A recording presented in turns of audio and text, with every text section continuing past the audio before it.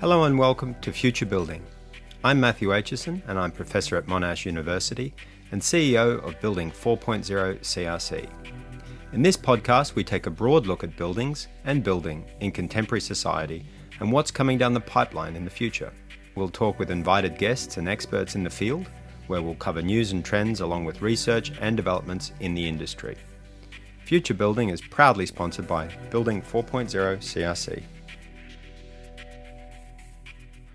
If you're a listener to the Future Building podcast, then it's almost certain that you'll have heard us use the term prefab, modular, offsite, or even perhaps modern methods of construction, and the many other terms we use for the industrialization of building.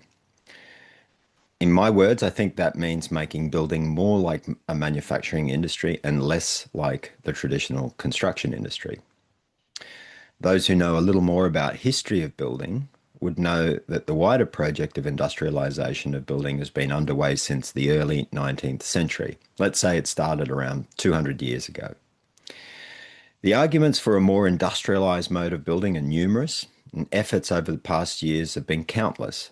And yet, in all but a few countries, the prefab, modular, or offsite industry is not scaled up to become the normal mode of building. Why? Well, this is the question that's at the heart of our interview today and also at the report at its centre. Today, I've got the pleasure of interviewing Professor Ivan Rupnik. I first met Ivan over 2 decades ago as he was embarking on his PhD at Harvard, and our paths have continued to cross ever since then. In 2018, Ivan and his business partner Ryan Smith contributed to a book project that we were working on called Prefab Housing and the Future of Building. That's a book that focused on many of the issues that we'll go on to discuss today as well. To Ivan, he is Associate Professor of Architecture at Northeastern University, and he's also founding partner at ModX. ModX is based in the US and is very relevant to this story because it's a consultancy, advocate and facilitator for industry and government with a focus on research into off-site construction. ModX was founded by Ivan and Ryan Smith, and they were later joined by Tyler Schmetterer as managing partner. ModX organises tours, educational courses, and they also advocate for the industry, and they carry out commissioned research, which is what we're going to get into today. The patch of research he'll focus on today is for the US Department of Housing and Urban Development, which is also known as HUD. And for those who have studied the history of novel housing programs, HUD is a very well-known name. As far back as the 1960s and 70s, with Operation Breakthrough, the US government and HUD sought to completely generate a new paradigm for housing. HUD have continued to look at housing through a more industrialized lens, and today we'll move to examine some of the work that ModX and Ivan and his colleagues have collaborated on in this area. In the piece of research we're looking at specifically today, and into which we go into some detail, is a report published by HUD in January 2023, and it's titled Offsite Construction for Housing, a Research Roadmap. As the foreword to the report outlines, it is intended to be an industry-wide roadmap for identifying the topics and questions for which the housing and offsite construction sectors can focus their research and development efforts. There are so many really fascinating things in this conversation. I really struggle to outline them all, but I would say our discussion of Operation Breakthrough was fantastic. A further discussion of the so-called HUD code, and particularly ending towards our discussion of demand aggregation and the necessity for regulatory harmonization, I think is really insightful and instructive for many of the big problems we're facing today. I really hope you enjoy this interview with an old colleague of mine, Ivan Rupnik. I spoke with Ivan from his holiday home in Croatia in May 2025. Ivan, welcome to the show. Thank you, Mathew. Nice to be here. Great to see you again. I have to say at the outset of this, Ivan, it's always great to chat with you because we've been catching up sporadically over the last 20 years, and every time you and I catch up, I always feel like I have a massive boost in learning. And so I'm really happy that today we can share one of our conversations with our wider audience of the podcast. So thanks again for coming. Oh, no problem. Ivan, you obviously wear a few hats. We've heard a little bit about that in the introduction. You're a professor at Northeastern University in Boston, and you're also founding partner at ModX with Ryan Smith and Tyler Schmetterer. Can you tell us a little bit about your work at both of those organizations and how they fit together? Well, that's a great question and one I have to explain often to both both of those entities.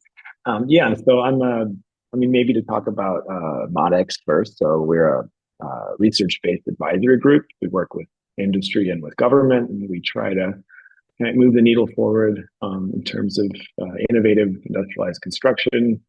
And so, yeah, we're involved in both education, advising, and I guess research, and in different formats. And then Northeastern, I'm a professor of architecture, and I tried to bring that research into studio-based learning as well as course-based learning, and really try to kind of change the studio pedagogy, honestly, to teach a different kind of design. To be honest, that's the most challenging part, is reforming the studio curriculum to work around more of a product-based approach as opposed to a project-based approach. Excellent. In preparation for this, I learned a few things about you, or perhaps relearned a few things about you that I might have forgotten over the last 20 years. In terms of your background in architecture, you started at Louisiana State, and then you went on to do an MArch at Harvard, and then obviously you completed your PhD at Harvard with our mutual friend Eve Blau. Um, Ivan, I've seen you present aspects of your work a few times over the years, and I always think it's a really dense piece of work that you keep drawing new insights from. In rereading the abstract in preparation for today, just one of the phrases caught my eye again in a slightly different light. And it was when you were speaking about, and I'm quoting here, the laboratory method and visualization theory of scientific management. Now, you and I both know that this is a reference back to Frederick Taylor's concept of scientific management. But can you maybe just give us an insight into how your early work and the work in the PhD informs your work today with ModX and elsewhere?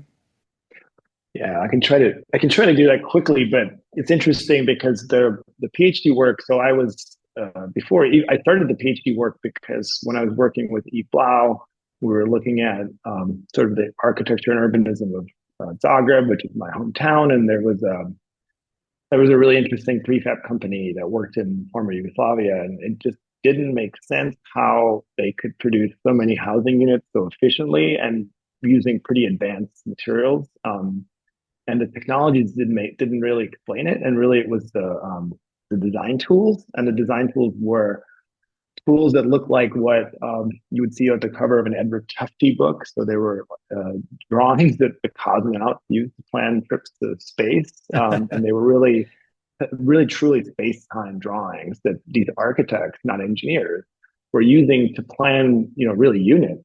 And I had the fortune of working with an architect who's now who's passed, Bogdan Budimiro, but he really taught me how to read these very complicated space-time drawings, and that led me to do the dissertation. And so I went back from actually followed where he got those tools, which is what interesting enough was Kiev back in the '60s. Kiev was the center of prefab sort of innovation in the Soviet Union, not Moscow. And then that went back to Germany in the interwar period, and people like Gropius and Ernst May. And then that went back to really the US, but not architecture so much, but these kind of management consultants. And that led to these studies of like the laboratory method, which is really the idea that a factory was the right place to do research and to, apply that research as opposed to an institute or a lab or even best practices from tradition. And so, yeah, that was the strange process where I described my dissertation as sort of like studies of perspective drawing. So I wanted to really understand how could these drawings that were so powerful at managing space time issues in practice to a level that you would in architecture use plans and sections for, and how do they develop and where do they come from? And so my dissertation was really looking back and seeing how the tools that made post-war large prefab systems possible could go all the way back to sort of the turn of the century. And people like Frederick Taylor, Henry Gantt, who developed the Gantt chart. And then really my favorite characters were Frank and Lillian Gilbreth, who came from construction and also from psychology and moved into this kind of visualization. Wow. Well, I wasn't kidding when I said it was a dense dissertation full of ideas. And I've had the pleasure of seeing a presentation that you gave to our lab. I think it was probably about 8 years ago in Sydney now. And one of the things that really interested me about those space age drawings that you're referring to was how they managed to coordinate these massive programs of buildings using these kinds of drawings and sort of, you know, uh, in my world, and I'm probably not doing this justice, Ivan, was this sort of forerunner to a spreadsheet and effectively a whiteboard type disposition of materials, time, and space, and things like that. And it really rang home to me watching that presentation back then about how a lot of the, I'm going to say for the purposes of this interview, the hype that we were experiencing back then around technology and its uses and very sophisticated digital platforms.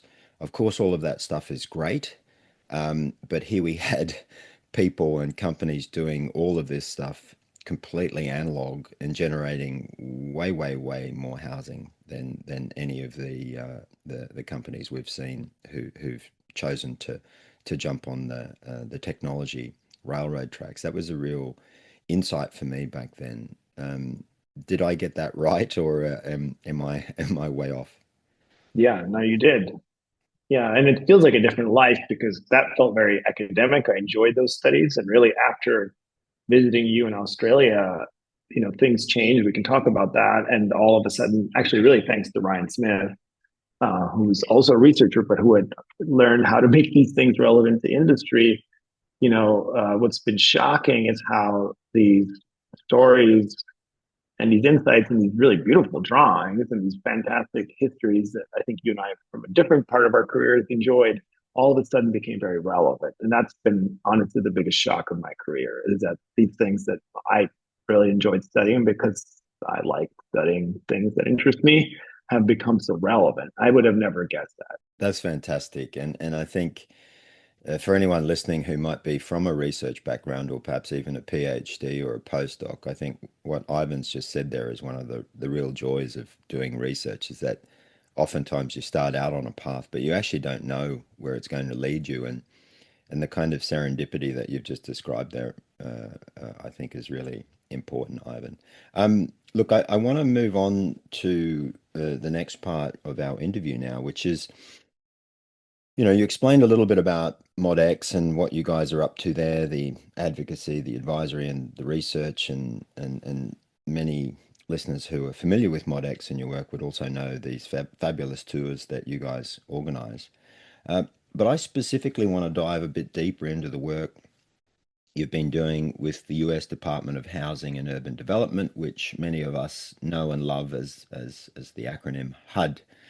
Uh, Now, as I understand it, you've been uh, collaborating with HUD over the last couple of years um, around some research that looks at the potential use of prefab modular and offsite for HUD housing projects, and in particular, trying to solve the problem of affordable housing. Before we get into that work, Ivan, I do think it's important for our international listeners and indeed some people that may never have heard of HUD before to explain what is HUD and why it is significant. Could you maybe say a few words about what HUD is and where it sits in the history of all of this stuff? Yeah, so I mean, for international listeners, and this is research we were doing for HUD to contextualize it. HUD is a Ministry of Housing. It's not a Ministry of Construction. There really is no Ministry of Construction equivalent in the U.S. like there are in many European countries. It was actually founded in the mid '60s, so it's not that old. And it was really from day one really actually closely related to the history of prefabrication or offsite construction. In fact, probably more so at its founding, and probably more so again now. So that's just a very brief. Oh, and one important thing is the Federal Housing Administration, which precedes HUD, which is the agency that sort of guarantees a lot of the mortgages and some of the housing finance in the U.S. is part of HUD. So that's a very important part of HUD. And there's other aspects of HUD. HUD of research. It also oversees a very large federal program for a certain kind of prefabricated housing that it has overseen since 1976. And I would argue probably one of the few federally funded run housing programs in prefabrication that is actually on a cost level, produce the kind of dream of the factory built home and a dollar for dollar or unit per unit. It's about they claim about and they deliver 50% savings compared to comparable housing in certain markets and certain housing types, and about 9 million housing units have been delivered under that HUD program. So pretty successful program. Yeah, I want to come back to that particular program, but given that both you and I have studied history, we're going to do that chronologically, Ivan. So I thought it would be interesting for our listeners to introduce Operation Breakthrough. Um, what was it? What did it deliver? And why should we care about Operation Breakthrough today?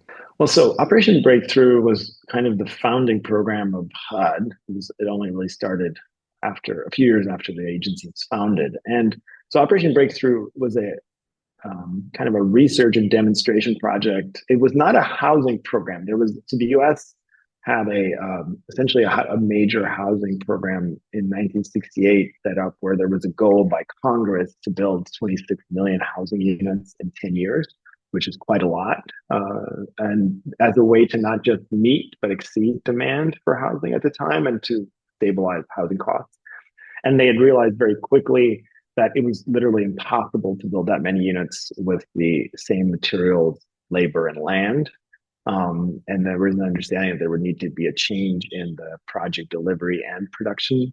And so Congress allotted a certain portion of money from that larger housing program to HUD to do a couple of things to help create what they called a high technology housing sector from existing companies, but also to bring people like General Electric or Boeing into the housing space.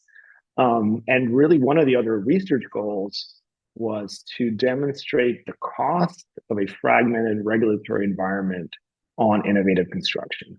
And so the funding HUD received for Operation Breakthrough was less about building units. They did build about 3,000 units, but it gets confused by, it sounds like the goal was building units. Like, no, it was really a demonstration and research project that was supposed to confirm the need for structural reforms in the US framework in order to create a sector that could then ultimately meet this much higher production and quality also, by the way, that ultimately was the goal of a bigger housing program that had really nothing to do directly with Operation Breakthrough. But the fact that those two were conflated, a housing program and a research program, has meant that there's been a lot of misunderstanding of what Operation Breakthrough was. So Operation Breakthrough was tasked to define the cost of a fragmented regulatory environment to innovation. They ran that program. They got the numbers. Congress said, you are right. In 1974, they passed policy affirming that. And then unfortunately, other things happened. That housing program was prematurely canceled before it was completed. And then worse off, there was 25 very innovative companies that were generated through that program, all of which had invested outside of the program in increased capacity capability. Then the affordable housing pipeline disappeared in 1973, 6 months before a war in the Middle East and our first global energy crisis. And guess what? There was an extinction event. All 25 companies disappeared. And a lot of the policy recommendations around regulatory change and financing and contracts and all the things that really make these technologies work just never got realized. But some things did get realized, and we can talk about those. But that's what Operation Breakthrough again was a research project. It was a demonstration project for people that enjoy history. The closest thing, in Weimar Germany, there was a program from 1925 to 1929 that included 4 sites in Germany that was very much a sort of grandfather to this thinking, which was really, again, building some units, but building the units to really test, verify, create metrics, and then create policy change. Excellent, excellent, excellent summary. Thank you for that, Ivan. And it kind of, in many ways, sets up an answer to my next question, which I'm jumping ahead now. We're going to get to the work you've done with HUD on your research roadmap. But in that, I wanted to mention that you had recommended a comprehensive review of Operation Breakthrough. I feel like I know the answer to that now, but is there any other um, are there any other artifacts lying in the ashes of Operation Breakthrough that you'd want to pull out for us now? Well, there's two. One is that the Japanese were developing their own sort of offsite construction acceleration program in the 60s, and they'd had all kinds of problems that are worth discussing too. And they sent a delegation during Operation Breakthrough, and they really liked the one innovation which they called and HUD called housing system certification, which was essentially saying we can't change the regulatory environment, the building code overnight. So what we're going to do is we're going to create pathways for innovative companies to get around our current regulatory environment and to create little like bubbles of regulation that would allow them, if they're willing to do kind of upfront work to certify their housing system in its entirety, HUD would help them then navigate local codes, which were not at all set up for that. And that story is really interesting because while Operation Breakthrough proved out its goals, wasn't fully applied, although it did have an impact in the U.S. It was very impactful, not the only factor, but very impactful in the Japanese evolution of their regulatory environment. So that in a way, you have a kind of parallel history of what if, where in Japan, the Japanese did a lot of very innovative things on their own. Not saying it all came from this Operation Breakthrough program, but they definitely got sort of validation from that program and then applied it with great success to an industry which I would say, and you probably agree, is one of those countries where we can really see what kind of innovative industrialized offsite construction can do at scale. And so that's what's been really interesting, is to be able to show that to policymakers in the U.S. and say, look, these policies that seem like they're somewhat old have played out and proven out. And and we don't need to reinvent the wheel. I mean, a lot of our work has been saying, let's do one step back, 2 steps forward. Let's look at those policies because one, they've worked in other countries. Two, it's how we regulate every other manufacturing sector in the U.S. Really fascinating story as well, and I think it's so interesting that I've noticed oftentimes in our industry, particularly being based in Australia myself, we can get locked in the Anglosphere and forget that other countries and there are other traditions and innovations that have been achieved, and obviously the Japanese contribution to this area has been enormous.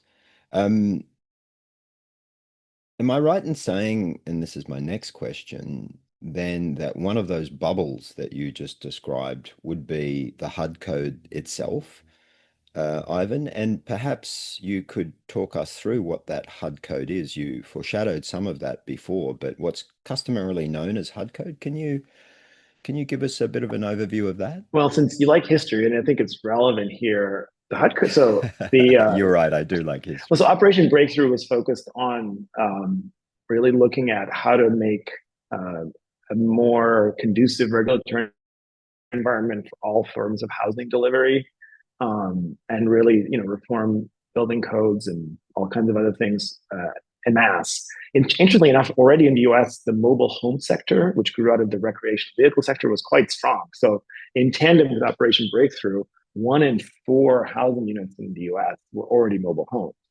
They were, but they were very cheap. They fell outside of any kind of building code because they were seen as temporary, but they were very low quality and they were literally dangerous. So a state like New Mexico, for example, as much as like 50% of housing was mobile homes in the early 70s. And it just got worse as the housing crisis got worse. So really, the HUD code, which is again, I'll say what it is, but the HUD code's genesis was that actually all this innovation that happened with Operation Breakthrough didn't really get applied. A housing crisis and an energy crisis and economic crisis hit the U.S. like never before, and we got Mad Max out of it in Australia, thanks to it too. Just to contextualize it from outside, and I think it fits the vibe and in many places. But so there was a serious housing crisis. There was life safety issues with mobile homes being used for permanent housing, and what happened was that interestingly, we did the research for HUD as well is that really U.S. Congress, certain congressional folks from states that were having that were dependent on mobile homes, but also were having issues with them, came to HUD and said, what can you do to make the mobile home industry much safer and higher quality while maintaining its very low cost? And so HUD took some of the learnings from Operation Breakthrough. One of them being that instead of having a prescriptive regulatory environment that tries to spell everything out in the code and then have people project by project, company by company fulfill that, move to a performance-based regulatory environment where you describe how something should work, but leave the actual specific assemblies, materials up to the industry. So they built a kind of performance code environment and then developed a sort of federal national standard. There had been an industry standard before that, which was not good enough. So HUD developed that for the mobile home industry, gave it back to them, and transformed it overnight with a wand into the manufactured housing industry. And really managed to do something kind of amazing, which is that maintain the affordability, but really increase the quality. And there was a bump. The market share dropped from very high, from maybe 20% to lower. But then the manufactured housing industry grew much faster in the 70s and 80s than even typical construction. And for a certain segment of the US population, particularly low income rural areas where builders weren't even building, the manufactured housing industry provided units not just that were affordable but accessible, that just no one was building it. And today the percentage, the market share is less than 10%, but the cost saving is still there. And there's some Achilles heels that were built in during the negotiation. So because it's more difficult to get financing, although that's changed, and it's more difficult, and it's much easier to exclude manufactured homes using land use restrictions than typical construction. That's always kind of been two Achilles heels for the industry. Nevertheless, what we like to do is, as with the research, is to point out that in the U.S. most of the building codes are still, we have model codes that then get adapted, and changed into thousands of variants for most construction. Whereas on the other hand, the HUD code is a national preemptive code, so all 50 states essentially use the same code. And I would say that the systematization of that code, more than the technology itself, is what brings that cost savings and maintains that quality. Yes, and I just want to pull a thread there because I see in the last few years you've developed a real interest and taste in regulatory frameworks, and we're going to get into that. But this word that you just used, preemptive code, I just want to unpack that for a second because the way I've always thought about the HUD code is that effectively what it's doing, and the innovation, I think, as you were saying, is that it sits as a separate track to approvals that can bypass perhaps many of the state and local rules, giving assurance, if you like, to, as you referred to it before, the sort of system certification. And therefore, it's fast tracked in a very certain and low risk way of producing living units. Is that a fair thing to say? It partly is true. The only thing is, it's the difference though, and it's part of the way that U.S. codes work, is that it's not so much industry. It has not been industry driven. HUD came in, they kind of reformed the industry. I think the biggest flaw, as opposed to what Operation Breakthrough wanted and what the Japanese have been able to do, and I think what Europe is going towards too, is that it's still a consensus-based code and consensus-based standards, which is just the way the U.S. and I think other Anglo-Saxon societies like to do things. Where instead of having standards evolve in the messy world of the market and then become referential at a code level, we tend to have a consensus discussion and come up with the least bad standard. And that hasn't kept innovation from really moving quickly. And when I say innovation, I don't mean flying buildings or even 3D printing. I just mean like little improvements that actually can have a big impact. So that's where I think system certification, the way that Operation Breakthrough set it up, was industry driven, and the Japanese have adopted that, where it's really company by company. You can, you invest in the R&D, and your standard is now treated almost like an alternative mode of compliance, whereas the HUD code is still top down in that way. And I think that's where maybe some of its limits lie. It's just very hard. Its changes they move much more slowly than, for example, in Japan, their system really allows for industry and to pay for also all the R&D, and then to be rewarded by a fast track through code permitting and inspection. It's a beautiful thing. It sounds very Anglo-Saxon, but it for some reason doesn't play in Anglo-Saxon society so much.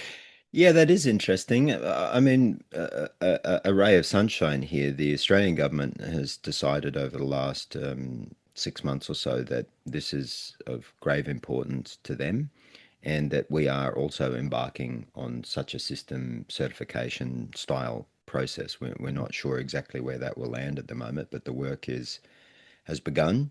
And so it's an interesting thing, and I'll certainly be pointing many of our colleagues towards this interview in order to get some of that background. Final point from me, or just a question to see if you think this is correct. I read a research article, I think it was last year, that said 80% of the US's affordable housing is supplied through manufactured housing. Now, you just said that the market share is around about 10% at the moment, and I know the term affordable housing is fraught in many, many ways, but do you think that is actually a realistic figure, Ivan? I don't, because I think I mean, so 30% of US housing, for example, is multifamily. I mean, and yeah, I don't know. I don't know if that sounds high to me, to be honest. I don't know how they're calculating it. It could be. I don't have that figure. I'll be honest with you, but I do think though, whatever the statistic is, even looking at Soviet programs, on its own terms, the HUD code has been incredibly successful and it's been incredibly cost effective. It has not caught. There's really not major public subsidies. The magic is in simplifying it's into two things that we highlighted in the reports. The HUD is it creates a as large of a possible harmonious regulatory environment, and it moves from prescriptive to performance. And that seems to be a global winning strategy for regulation. And if you can then do a third thing, which is to give opportunity for companies to do the R&D work, so you don't have to as a state, and then review that really works, and that has worked in very different political and cultural contexts, and it's delivered.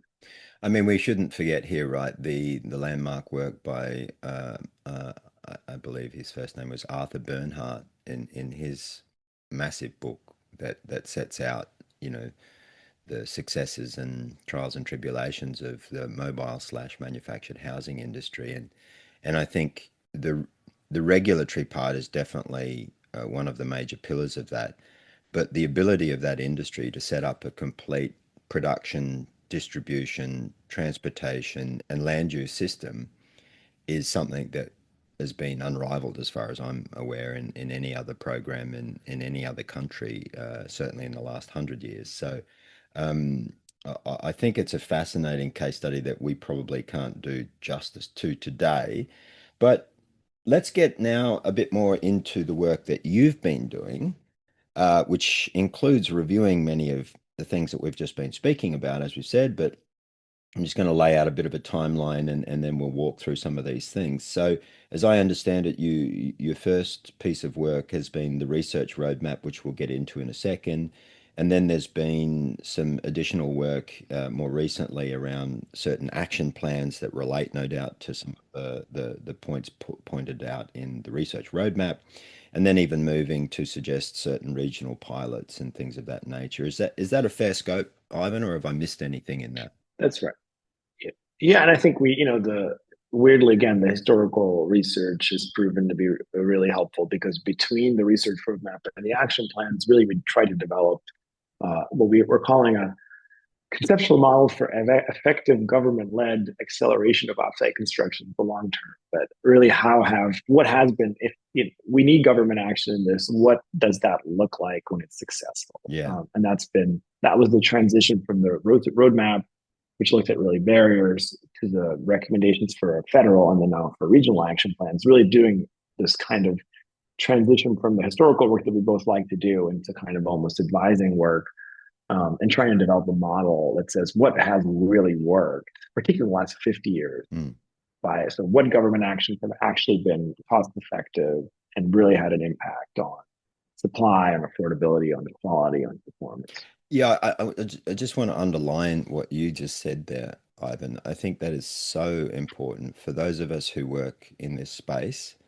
Um, you might say the level of institutional memory, or another way to put it, perhaps less kindly, would be sort of amnesia about what's been done before, what worked, what didn't work, and then taking those lessons or challenges into the future is something that we see everywhere. It's not limited to Australia or the USA or any other country.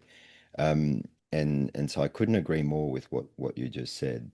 But returning to your research roadmap, I just want to spend a bit of time Mm-hmm. on that because it's well, first let me just say it's a fantastic piece of work. You and your contributors deserve an immense amount of praise, and obviously we'll have a link to the report which is publicly available on the HUD website. That'll be incorporated in the show notes. Great piece of work. Um, the report sets its task as the analysis, and I quote, key knowledge gaps and research needs to overcome the barriers and challenges of offsite construction, exactly as you just said. So, before we get into that, I just want to bring in a little bit more context as well, Ivan, to say how much housing in the USA currently would you say is offsite? Mm-hmm. Well, it's just the challenge with measuring, because the manufactured housing sector is very well documented. But outside of that, then there are other flavors. So there's volumetric modular, and then there's two different ways to calculate it based on the number of units or based on market on the value, sort of like pre-manufactured value, what the UK uses. And so, that could be a couple of percentage points. It could be 4 percentage points. I don't know. It's just the problem is we don't have good metrics. So, and then there's really a lot of different panelized systems. And in the US, like Australia and and like Northern Europe, there is a lot of the core form of construction is a panelized form of construction. They just do it on site. So it's very hard to say. I think we could say it's less than 20%, and it's more than 10% with confidence. So that's the best numbers, and we don't like guessing, but the fact that manufactured housing alone has hit a couple of peaks where it alone was 25% of market share is pretty.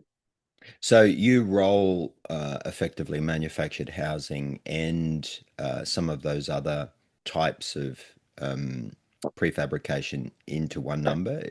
Uh, is that I would, yeah, but people don't like doing that because of the historic stigma of mobile homes. So correct? even because there were so many mobile homes built before the manufactured housing code Yes. that they're still out there, and they are not adequate for people to live in. And so there's a lot of cultural stigma, but in reality, the U.S. volumetric modular industry grew out of the manufactured industry. In fact, the regulatory environments, even though they're different, also have connections. So yeah, we do we connect them, because it's just true. Yes.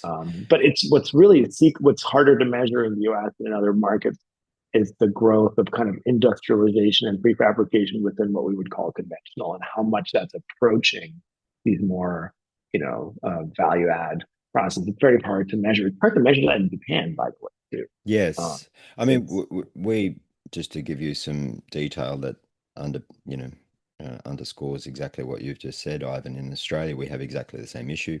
We actually don't know what the market share is. And part of the reason for that, as you've already intimated, is because we actually don't have a definition. If we talk about volumetric modular, that's one set of counting, or as you just mentioned, pre-manufactured value is another set of measurement. And similarly, I recently learned that we have a concept of land lease communities here in Australia, which are similar in some respects to the manufactured housing communities where land is leased.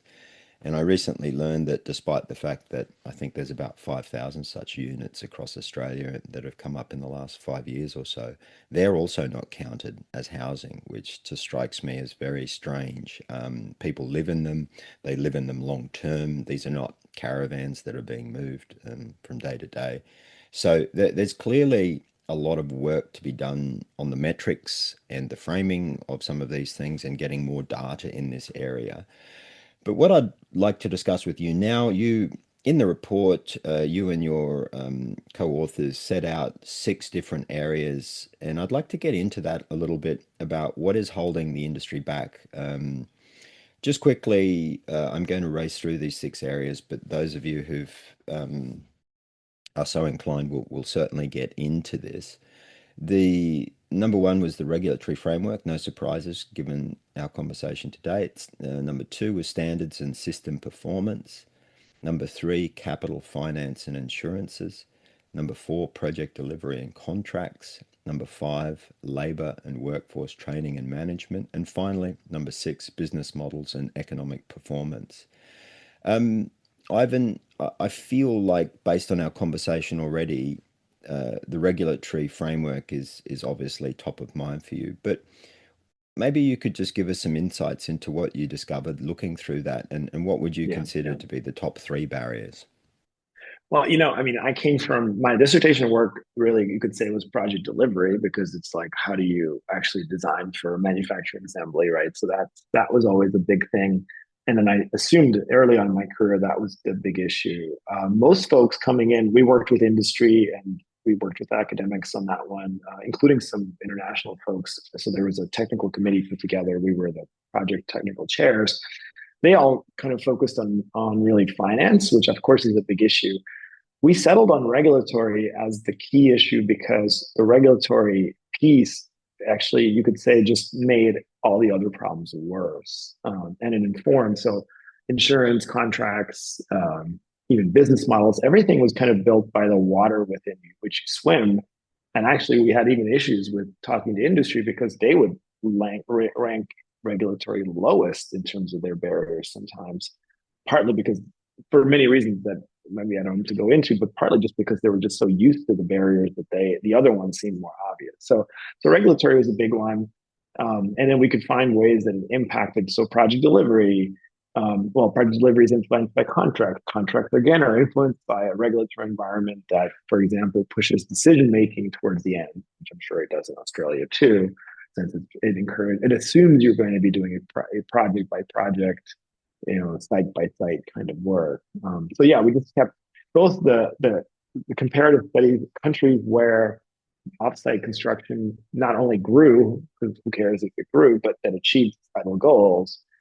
They did all kinds of different things. It was the regulatory changes that really opened up the industry, even more so than direct subsidies, for example, which sometimes governments seem more interested in doing that. So that's why we sort of settled in. But I mean, all 6 have equal attention, but we sort of highlighted regulatory and finance as the two that needed the most attention. But I think even now we keep coming to particular aspects of the regulatory environment that just make everything else so much worse. That's really interesting, and I'm guessing that the government policymakers who listen to this podcast will be very happy to hear you say that working on regulations can have more impact than subsidies alone. That's always a good, a well, a well-placed point for the government coffers, which are obviously struggling to pay for all of the new housing that all of our countries need. But you would think that, Matthew, maybe Australia is different, but in the US, we've had a hard time with that argument. People would rather give subsidies to industry than do the hard political work of changing the regulatory framework. It seems to be more, there seems to be more resistance. Even though it doesn't cost more money, it costs more political. Yeah, well, I was obviously I was excluding some of the political fallout that can come from changing a regulatory system. I was thinking dollar for dollar, making full houses. Yeah, dollar for dollar, it's very It's cost very effective. cost effective, and so certainly that's what we're seeing in Australia, a focus on that at the moment too. I find that really interesting too, the way that you break down, you know, the kind of root cause rather than the symptom things. When I first flipped through your report when we met or after we met in the US in February, I thought to myself, wow, this is almost a carbon copy of many of the issues that we've been down here working and advocating on as well. But I do like the way that you show how many of them are nested, if you like, around this regulatory framework. Um, Moving now to some of the recommendations and solutions that you make in the report, which I also found very engaging and very hopeful as well, I should say, Ivan. You know, so fantastic work there. Um, I counted, I think, no less than 17 research recommendations for the industry, which I love because um, sometimes we go into these meetings, and I'm sure you've had this experience, and somebody wants to say, "What's the one thing I need to do?" What's the low-hanging fruit? And it's a difficult message to deliver that. Sometimes I say just jokingly, well, you've got to do 12 big things simultaneously in order to turn this stuff around. So you've got 17, so I feel better about my 12. Um, but the sort of 17 recommendations that you make for further research and development range from proposing, for example, demonstration projects, with which I would wholeheartedly agree, to establishing a data culture, to measure the industry, which is one of the problems we just discussed before. You also suggest an evaluation of the HUD code, which you and I have discussed as well today at length, and also developing that pathway for developing new products, which, lights my heart on fire when I hear you talk about that. So I think that's a fantastic list, and I want to get you to sort of add maybe more to your sort of view of what's really important in that list of 17. Well, maybe, to help you, I think from the 17 in the research roadmap, we ended up with three for the recommendations for actions at the federal level in the US. So maybe I could, and those came from the 17. So if you want, I can maybe touch on those. So from that research roadmap, we moved to both studying HUD and three peer government agencies in the UK, and actually both in England and Scotland because they're different, and then in Sweden and then in Japan. I'm not going to get into that, but we saw that there was a combination of there is so yes, there was the combination of acceleration came from regulatory reform, which opened up the let's say pipes, the flow could move faster, and then what we call demand aggregation, which was essentially some form of subsidy that then sped up through those pipes. So the regulatory is the blockage, and then the demand aggregation, pushing or pulling. And so the research for each of those actions. We looked at. In the first step was saying, look, there's a lot of money being spent already in housing, but also in manufacturing job creation, in building performance, in preparing for natural resilience. So one of the things that came from the research roadmap and we thought was the lowest hanging fruit for our federal government, and I think would be the same in Australia, is to look at every federal program, even ones you don't think directly touch on housing, and look at the award criteria, and make sure that they work for industrialized construction. In even a more ideal world, look at those award criteria, see if you can standardize those award criteria to where innovative forms of construction can more easily compete for them. And this is really based on Japan. We've seen Japan spend very little and slowly move a number of their housing subsidy programs through one form of again, this term I'll define a little more clearly, system certification. So Japan started by essentially looking at how they distributed their mortgages, and it made little point reductions for forms of for housing products that met certain societal goals. And it's very elegant. It wasn't a lot of money. It was more signaling to the consumer that these were better products. And it was creating not a fast acceleration of market demand for innovative construction, but a long and flat kind of even industry friendly like pipeline. So you don't, I mean, growing offsite construction sector fast is about as good as, not growing it at all, because it will eventually, those companies will collapse. And that's just not the way industry works. And so Japan somehow, partly through intelligence and maybe partly through, you know, situation in history, they just found a way to sort of make this kind of even pipeline without getting too involved in the industry. And so that was a big, so all that research, and then actually that's what the one thing we haven't been able to publish because I guess it was that good, was we really sat down with HUD and looked at every federal agency, Department of Energy, U.S. Department of Agriculture, Department of Transportation, and said, what are all of their programs? How do they touch on housing? What are their criteria? How could we simplify those criteria to where just that money going out there would create more even pipelines? And that alone will create conditions that are similar to Japan. Particularly if we could also the way that mortgages are distributed in the U.S. and the way risk for mortgages assessed, that's where Japan has just done such a great job of saying, look, we can assess almost for code compliance at the same time we can assess for whether the structure deserves a slight reduction in mortgages, and that has created such stability in their pipeline, which is why they have such a great sector.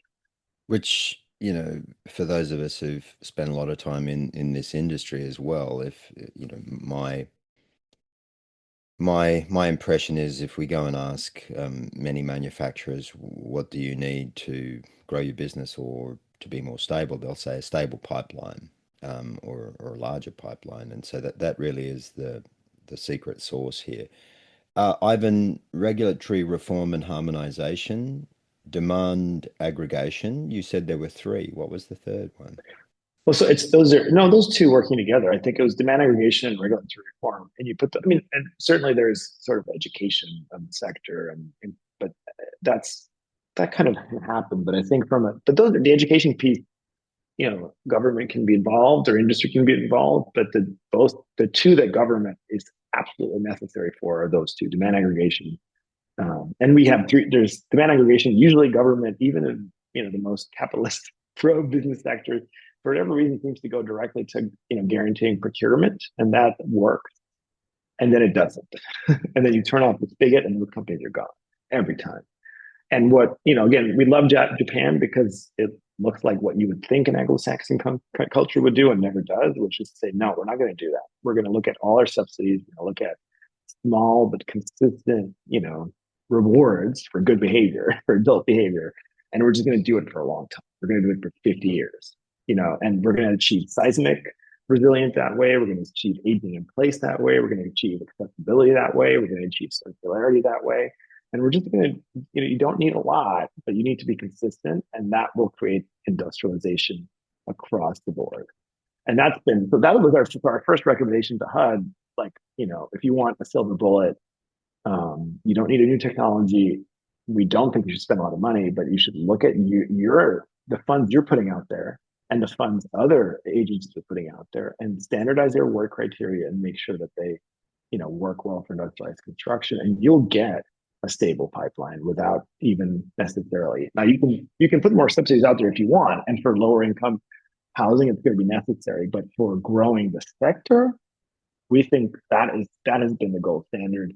And countries so for example, Sweden went for more aggressive kind of procurement, and it worked, and then it didn't, and then they've gone back and in a more pro-business way in the last 30 years and done something very similar to Japan. And it's that steady long-term commitment, aligning those programs that has created that demand aggregation. And then the regulatory reforms have opened up the those pipes to allow for that flow. And that's worked. That's created sectors that don't need government intervention anymore. Fantastic. So, to use your analogy further, no need for a bypass in that artery. That's right. That's right. You've got a smooth flowing regulatory framework, and you've got a steady and strong. The Yeah, blood is the demand. Yeah, that's yeah, right. great. Yeah. I want to move to wrap up, but I can't do that without bringing us back to some of your final sort of recommendations and work is around, I think, what you were terming regional pilots and just this the centrality of piloting many of these solutions and ideas.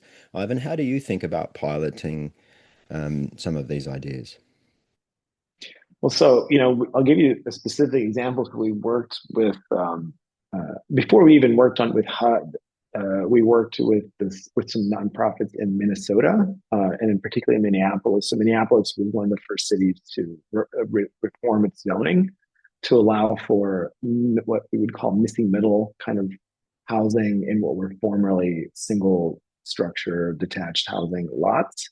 And so we worked with an NGO there to kind of educate the construction design sector, help them set some goals, and then they worked with their one other a public housing authority to do a pilot project. The pilot project was there to show off the technology of offsite construction to do things that maybe it couldn't do. But what we really wanted them to do was through what again Taylor would call the laboratory method, so developing knowledge through doing, but also through research.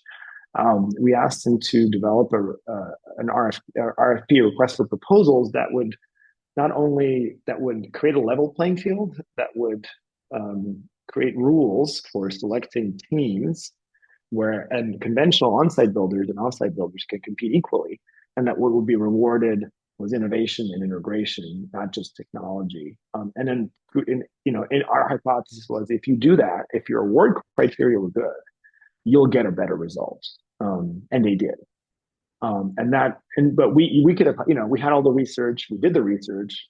It was important to do the research before you do the pilot project. Just doing an attempt, that's what not an experiments require research. Otherwise, what in architecture, what we call experiments, really just attempt without research. So we did the research. We had a hypothesis. They were willing to try it out. They did the hard work. They had 12 different teams compete. The team was chosen based on criteria. That team delivered cost, time savings, higher quality, less impact on neighbors.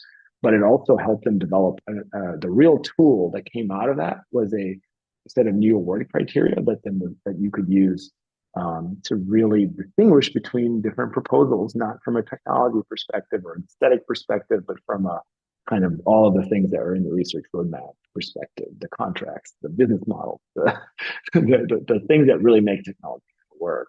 And now it's really exciting because it's, one of my two hometowns, Greater Boston, is about to do a pilot project, literally taking that RFP and doing a 2.0 version of it. And I love that. I love the fact that it's not new. I love the fact that it's continuous improvement, and the fact that they're saying we don't need to reinvent the wheel. And it's not about technology alone. It's about framing that technology. And they're in the fall, they're going to 12 city-owned sites, but this time deed restricted market rate, so we can prove out that yes, it can work in public housing. It can also work in the market. And it's really about asking people to act like adults and rewarding them for it. That's excellent, Ivan. Is that research that's available publicly, the work in Minnesota? So that's our new project. So we are literally building. So our most recent project for HUD, we haven't really published. Actually, there's going to be something maybe coming out, and I will send you a link Please. prematurely. But we are developing a handbook for HUD on how regions can do action plans and pilot projects. So there Wonderful. will eventually be that. Well, and I think again, thank you so much for that, Ivan. I think you really hit on a point that we've been pushing for and advocating as well in some of the work and advocacy that we're doing is how do you reward innovation? How do you set up the regulatory environment that stimulates innovation? Because I think many would agree that it's very easy to get into a regulatory framework that is regulating for the lowest common denominator. but not allowing us to effectively exceed everyone's expectations. So it's a real question of how to do that. And I think in the work that you're showing there, you're doing that. And I think that's really to be commended. I do want to move to wrap up now, Ivan, with a couple of final questions. But before I do it, I'm also just very buoyed by the similarity between the work that you guys are doing over in the USA and the work that I and many of the others are doing down here in Australia. I don't often talk about that on the podcast, but to me, it's actually it recommends the solutions that we're all working on because I think, as you say, we don't have to start from scratch. A lot of this stuff is, in some respects, not new, and it's about finding what works and replicating that. So I just want to acknowledge your work and also thank you for that. Um, but just a couple of final questions, Ivan. I mean, you're obviously someone, as we've discussed today at length, that studied the history, theory, and practice of building. What, in closing, would you say that we should focus more on in building, or what, perhaps in your view, is not getting enough attention? Well, I think everything is getting a lot of attention. That's great. I think one thing I've learned over the last couple of years, going from doing, from being an architect to being a sort of researcher to doing a PhD, in not in the right order, maybe, and then getting really focused on, things that really matter to me and maybe five other people. Maybe it's about how to be very clear and simple about how this matters to people. So we were fortunate to be joined by New York Times journalists on one of our trips for HUD to Sweden, and really a very smart person, researcher, but still explaining the nuances of building code and permitting and inspection and making those really clear, like why does it matter to you and why does it matter in your life. So I think all of us doing really interesting research, I just think, the clearer you can make it and the more relevant you can make it to a broader number of people, the better. And so I think, I'm amazed. I was recently at, again, an event in Berlin looking at research around how the species of wood are going to change because of climate adaptation, how that's going to change the wood industry, which is going to change housing. And I love that, rigor and research. And I was thinking, how are you going to tell this to the average German or Swede or American, Australian? How does that matter to them? So how do we communicate to people and really make them care about these topics is, I think, what keeps me up at night. Excellent, Ivan. That's a fantastic perspective. Final question is the good old crystal ball question, which is, and I know that you will have thought a lot about this. What do you think is coming down the pipeline in the building industry in the next 5 to 10 years, and how does that future look in your mind? Well, I mean, I'm hopeful that I do think buildings are going to be treated a lot more like building products. I think there's going to be a Mhm. convergence. I think in the European Union, it's already happening. The shift to a performance building code in the European Union has been matched by what I call a common nutritional label for building products. So since 2010, That's uh, fantastic. Yeah. yeah, it's. I think that's the biggest. We were so excited about like understanding the Euro code as a performance based code and what it does, and then we were like, well, there's way too many pages. There's way too few pages here compared to, building regulations in the rest of the world. And we realized, well, it's because all the building products have been reassessed to where they're much easier to mix and match. And so building products became clear, and there's a blurriness between building products, building assemblies, and buildings.